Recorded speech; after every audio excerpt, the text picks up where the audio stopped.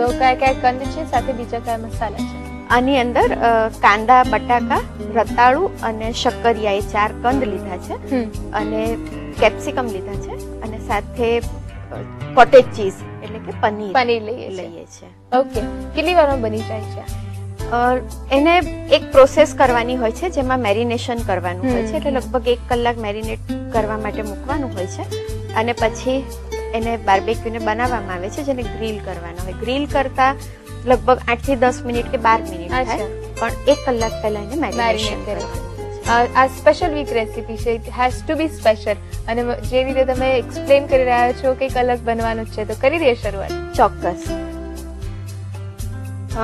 બાર્બેક્યુનું marination કરવા માટે જરૂર કરતા એક મોટો બોલ લેવામાં આવે છે, કારણ કે એને ટોસ કરવાનું, ઉછાળવાનું હોય. ઓકે.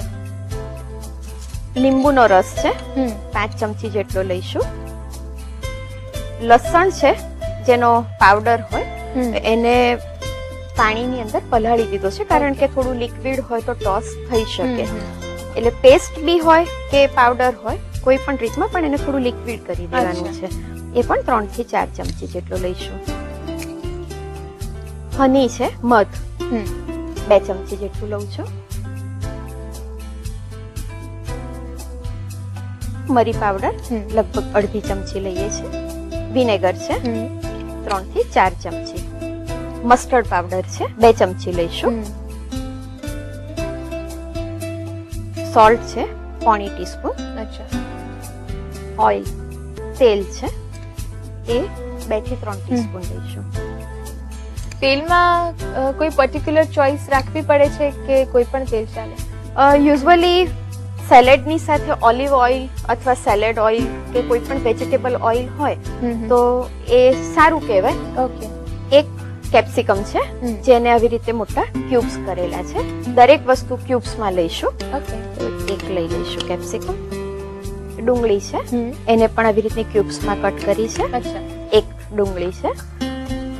એક શક્કરિયું, એક આટલો મોટો ટુકડો લગભગ 4 થી 5 ઇંચનો રતાળુનો અને એક બટેકું. એ બધાને લગભગ માઇક્રોવેવમાં 2 થી 3 મિનિટ માટે કુક કરી દીધા છે. અચ્છા, પૂરેપૂરું નથી કરતા? ના, એની સોફ્ટનેસ કેપ્સિકમ અને ડુંગળી એના જેવી કરવા જેટલું એને કુક કરી લઈશું, જેથી એક સાથે બધું ગ્રીલ થઈ શકે. દરેક વસ્તુ એક નંગ છે એ લઈ લઈશું. છેલ્લે કોટેજ ચીઝ બી લઈ શકાય અથવા રેગ્યુલર ચીઝ બી, જે પ્રોસેસ ચીઝ કે જે લેવી હોય એ લઈ શકીએ. એટલે પનીર પણ લઈ શકીએ અને ચીઝ પણ લઈ શકીએ. એના ક્યુબ્સ કરી દઈશું.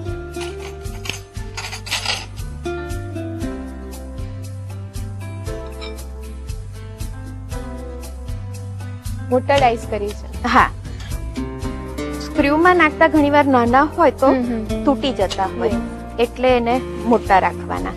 હવે બધું જ હલાવી લઈશું.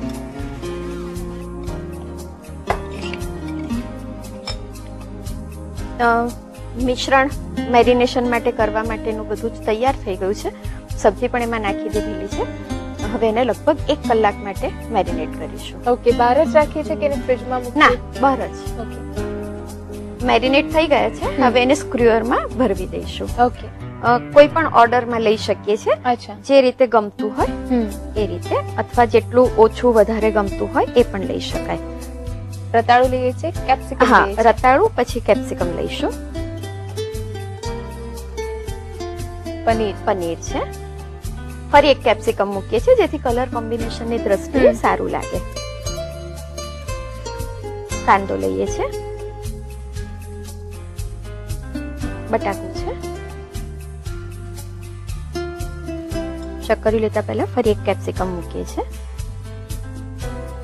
સાચવીને એને ખસેડવાનું. આ રીતે સ્ક્રૂ તૈયાર કરીશું. ઓકે. બીજો પણ કરીએ. રતાળુ, બટેકું, કેપ્સિકમ, કાંદો, કોટેજ ચીઝ, પનીર, ફરી કેપ્સિકમ, ફરી રતાળુ લઈએ છીએ અને ઉપર શક્કરી લઈએ છીએ.